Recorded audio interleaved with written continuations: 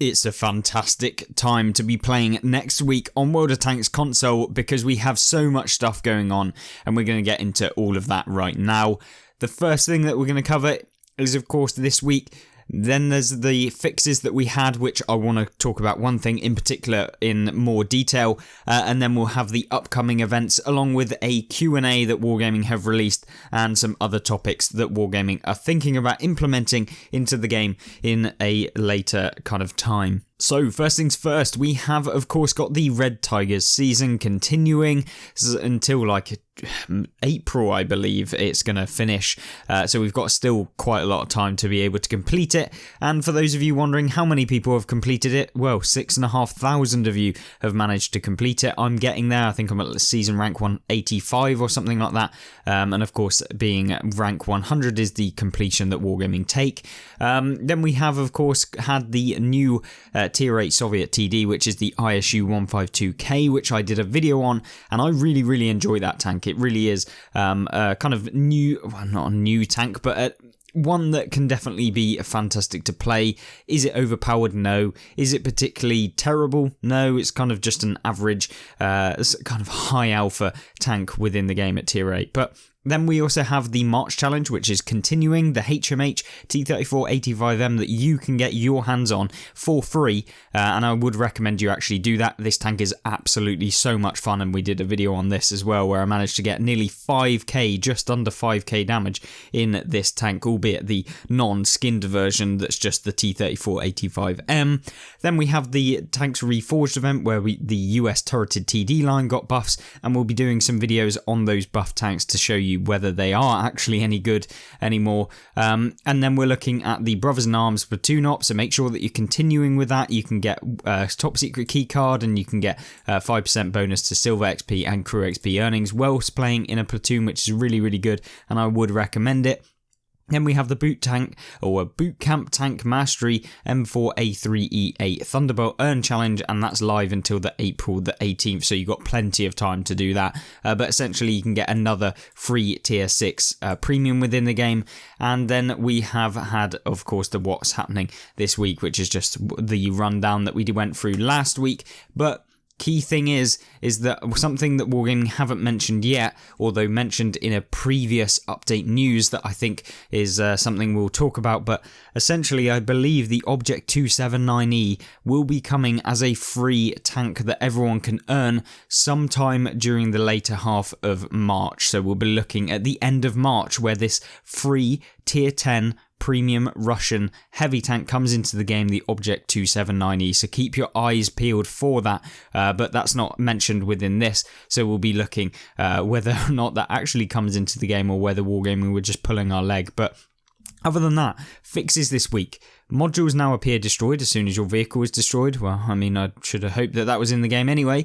Ammo changes no longer reset when tabbing to the other gun within the ammo selection for multiple weapon vehicles. So this, of course, is just for the Cold War vehicles. However, multiple weapon vehicles are coming to World War II game mode, and that will be coming at some point during the later half of the year, I believe, from what Wargaming have said in a previous news article as well. So they've also addressed an issue where tanks would display sideways in a platoon. I mean, yeah, I noticed that. Blank celebration screens will no longer appear. Counter base capture now displays the text correctly.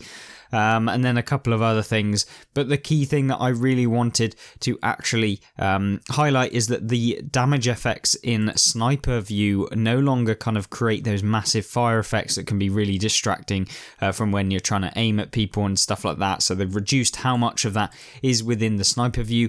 And also, one of the key things is that color filters are off, and that is really good. Color filters are off from the game, and there'll be a whole video talking about the gameplay of World of Tanks console tomorrow, so make sure to keep your eyes peeled for that kind of discussion video, where we all kind of can just ram our comments and thoughts into that video's description, and then hopefully we can get some good discussion going. But as far as the upcoming news, so this is for next week. This is Tuesday, the 8th, I believe, and this will be the return of the Valkyria Chronicle tanks, which are available for a limited time. So these are the licensed contact tanks that Wargaming have basically got, and the tanks themselves have been in the game before. They will be sold individually with their respective 2D commanders that you can see here, Carissa Conson and Welkin Gunther. So you can get those as part of this, or you can get the whole collection for a discount. Essentially, these tanks, they're basically mediums and like a heavy tank, I believe. They're not particularly like super overpowered, but they have been buffed slightly so that you can get more gun depression over the side of the tanks with the Edelweiss, I think, that got the gun depression buff over the side. So these tanks are kind of ones that only the oldest World of Tanks console players that can probably remember these tanks. I think it was maybe like 5, maybe even 6 years ago that these came into the game, and so I think that this is something that you older players will probably appreciate the most. And of course, if you're a newer player and you want to check out what these tanks are like, I will be doing a full video on both of these tanks when they come into the game, as I believe I will be able to actually test them out, showcase whether or not they're any good, and whether you should actually purchase them in the game, which is the key thing for you guys, I guess. And then, of course, we have a new Cold War premium, which is the WZ-122 Escalation Era Medium Tank. So this is a Cold War tank, and essentially what this tank is a Cold War era version of the PC 122TM. So this is a tank that you probably see very familiar if you've ever watched World of Tanks PC, and that's because this tank is the highest alpha damage medium tank within World of Tanks PC. So what this tank basically features is the alpha damage to compete with a lot of the heavy tanks, the armor to compete with some of the heavy tanks as well. So you've got a decent chunk of armor. It's probably one of the only premiums I have on PC, and it really is a fun one, definitely competitive. However, I don't know how it will fare in the Cold War game mode, since the armor probably isn't going to work, and if it has the same sort of DPM comparatively, because I think on PC it actually has the worst DPM and reload speed among tier 8 medium tanks, so it really is terrible, and so I don't think that this is going to be particularly too good within the Cold War mode, because everything gets more premium pen, and I don't think the armor model is going to be that much better to make it kind of work properly. So it could be one of those bad premium tanks that Wargaming have introduced. But yet again, that video will come when this tank gets released next Tuesday. So we're looking into that, and I'll give my full opinion on the tank when it does actually come out. I could be completely wrong. Of course, let me know what you think about this new Cold War premium tank coming into the game, and whether it will be any good, and whether you actually want to see the WZ-122TM enter the World War II game mode. Yeah, it'd be interesting to see what they do there. However, that's not the only thing. There seems to be so much this week coming, and that is the Iron Warrior Challenge. So this is completing various objectives to earn premium time, silver, and top secret keycards. So what that really shows to me is that Wargaming are just trying to get as many challenges out at the minute. We have plenty for premium, so we've got the tier 6 premium, 2 of those, got the Brothers in Arms platoon op still going on as well, along with just other things that are just really rewarding players to actually play the game. And I guess that's something that is never really that negative within the game, but it showcases that maybe they want to keep people around, and this is certainly a good way to do that. The objectives, don't know what they are as of yet, however, definitely worth doing, because they'll probably not be too hard, and you can get a top secret keycard, which, if you remember my video from a couple of, maybe a week back, where we looked at the premium, or not the premium, but the keycards that you can save up from just basically playing the game, and how much gold you can actually get. You can effectively play for a whole year of premium time, plus like probably buy a premium tank with the amount of gold that you can save from the free top secret keycards throughout the year. So definitely make sure that you're saving up your top secret keycards, open them when you actually want to open them, and yeah, really definitely a thing that I would recommend to anyone that wants to play the game for free. Save up those top secret keycards, save up the classified, save up the confidential, and then open them when you feel like the rewards within them are the best at that time. So yeah, something I thought I should mention. Of course, then we have the International Women's Day emblem and commander urn, so you'll be able to basically get a commander, and also like they usually have like Mother's Day or whatever it is, like a specific slogan or something like that within the game, like an inscription and stuff like that you can whack on your tank if you really feel like doing that. But other than that, we have the Pi Day emblem urn as well, which you can see, and I'll show you what those two are, because we do have attachments for them, and also the Valkyria Chronicles tanks that we'll have a look at, like the images of those two. And then yet again, as if there wasn't enough reason to actually play the game and play the gameplay wise, we have double silver for all tier 10s this weekend, and so making sure that you're playing tier 10s between the 8th and the 15th of March to earn double silver is something that you should definitely be doing. Obviously, tier 10 is one of those tiers that a lot of people play anyway, and if you can earn silver whilst doing it, is a fantastic time to basically smash out some games in some of those new tier 10s that maybe you've been able to get. Maybe you went for the T110E4 line, as with the new on-track event that we've currently got going on.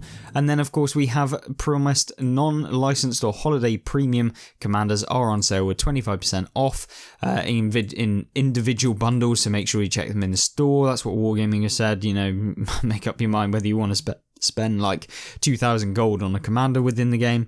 Yeah, I'm not sure. But we were asked to create coffee themed and red panda emblems. These won't be live for a bit, but here's a sneak peek, and there'll be some images of them. Not only that, 3D Commander's Rambo model not appearing in the post-battle result screen will be fixed. And then we have the other topics. So these are things that are coming on not next week, but in the future, and they revolve around World War II co-op coming along nicely. That's what Wargaming is saying. Multi-turret still early work, but progress has been achieved.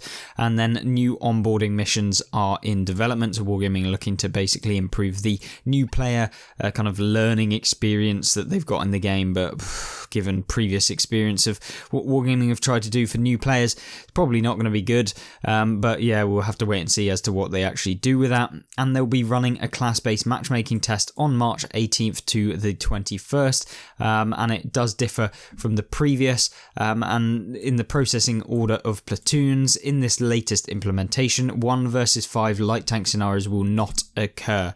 So yeah, I mean, hopefully, I should hope that 1 versus 5 light tanks don't happen within the game, but there we go. Obviously, the Q&A that Wargaming have released are as follows. We can pause it if you want to, but one of the key things that I want to tell you about is the Czech heavies have been confirmed to be releasing in late April. So the 3rd or 4th week in April, the Czechoslovakian heavy tanks will be coming into the game. So be sure to stick around, be sure to jump back on the game if you're not playing at the moment, and then you'll be able to jump in and play these brand new heavy tanks. Well, unless you play Border Tanks PC, of course, which they've been in the game for a while. But yeah, the VZ are really a great line to be able to play down, and of course they do have the autoloaders, double pump autoloaders sort of thing, with really high alpha damage, and hopefully that premium tier 8 Czech heavy isn't coming into the game as overpowered as it did on PC. But there we go. That is kind of the key Czech heavy kind of information. But we've also got a couple other kind of confirmations from Wargaming, so there will be incoming Merc contracts coming into the game.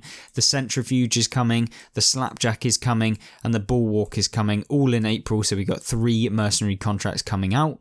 And he plans to be able to move equipment between tanks, like skill swap ability. They're basically discussing that. Should be quite good. Is it possible to add wind to the game so trees and shrubs can be more dynamic? Yeah, I don't think so. It is possible. Weather variants are top priority since we are putting resources into revamping and returning more maps, which is something is really important for the game.